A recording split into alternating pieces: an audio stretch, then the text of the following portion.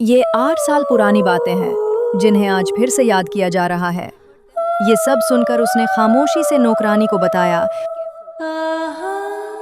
और बाहर चली गई। रेदा ने सब बातें सुन ली। वो सजा के ही लायक थी।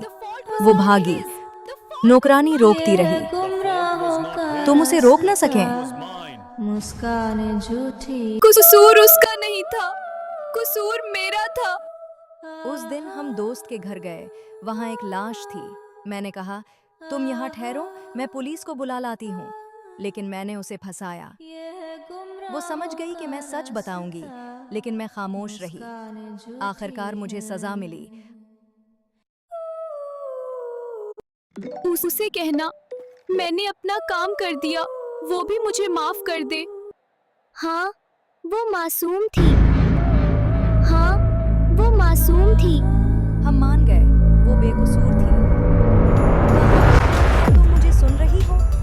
तुम मासूम हो, सब मान गए। तुमने मुझे आजादी दिला दी।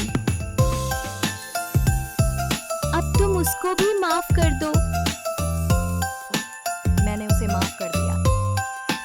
अबू, मैं ठीक हो गई। उसने मुझे माफ कर दिया।